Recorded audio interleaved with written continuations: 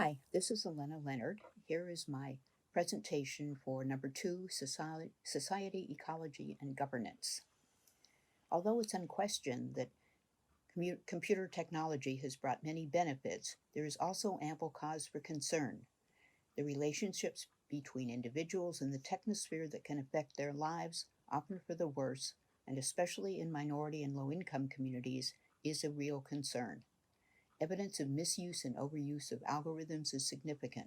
Here are three recent examples from the New York Times.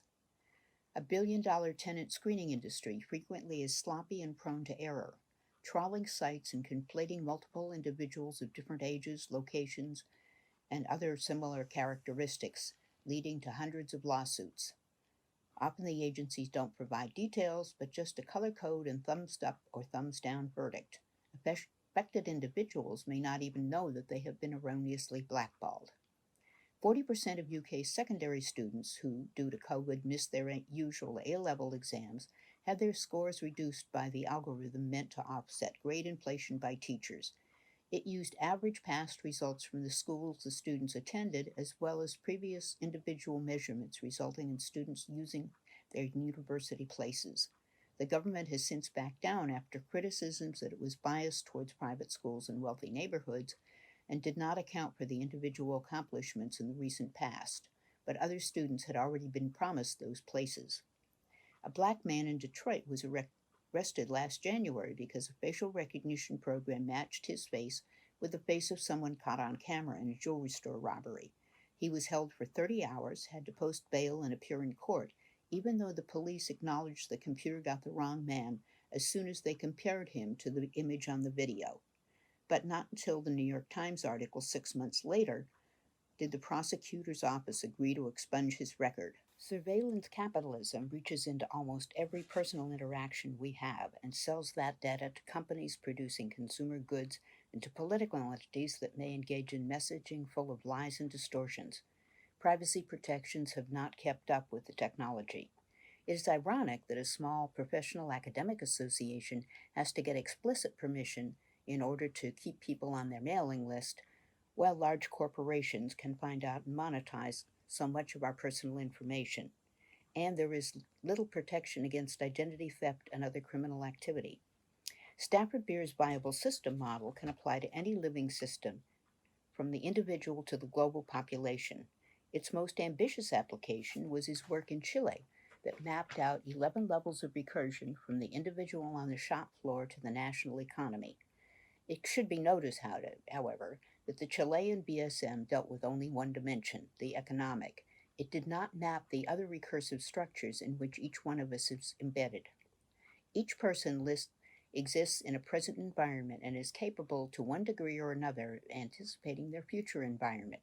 They may interact with various aspects of technology, politics, social and mass media, ethnicity, religion, and various elements of civil society at different times and with different levels of intensity. How they can do this while retaining their privacy and agency is a continuing challenge, as boundaries may change overnight. As workers, people may be embedded in a business that is part of a company that is part of an industry. They may also be members of a local or a national labor union.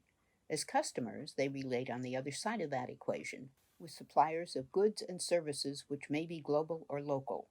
As citizens, each person is embedded in a country, a province, and a municipality. Most of these relationships are very disproportionate, and the individual may not count for much.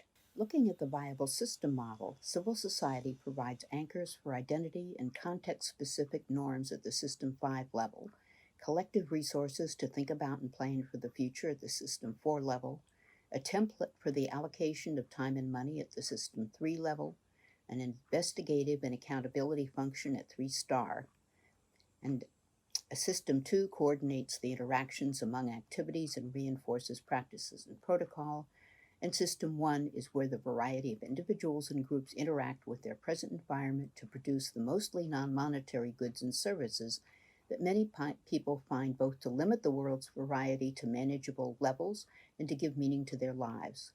Most individuals are poorly equipped to challenge governments or large corporations. Collective action, mostly at the civil society level, is necessary to give them clout to be heard.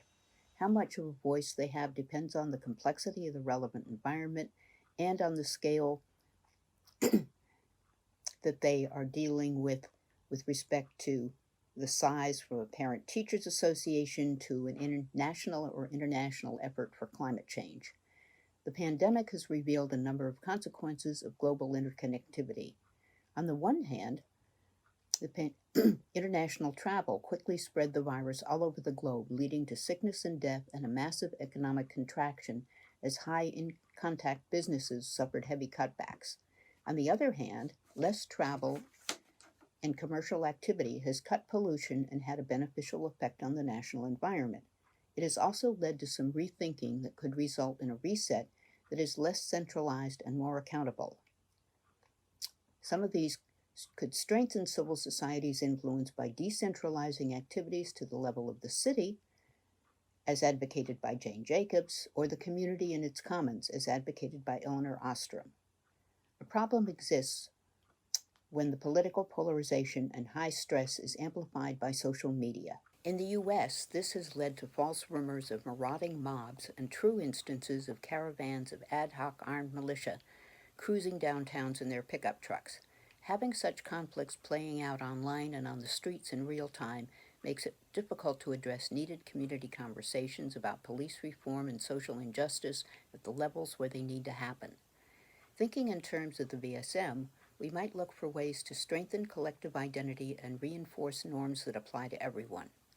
We might investigate our common future with its increasing environmental challenges and begin to institute mitigation and adaptation strategies at multiple levels. We might look at our common activities and the resource bargains that are needed for them to flourish in a responsible way that includes curbing and reversing the accelerating income disparities. We might ask for well-designed and inclusive regulations to make sure that it is not easy to game the system. We might re-examine our interactions with our present environment to avoid either natural or social pollution. If this happens, our collective futures may not be utopian, but they will avoid becoming dystopian. And using the VSM as a template to engage in these conversations will make it more likely that the system as a whole can be respected. Thank you very much.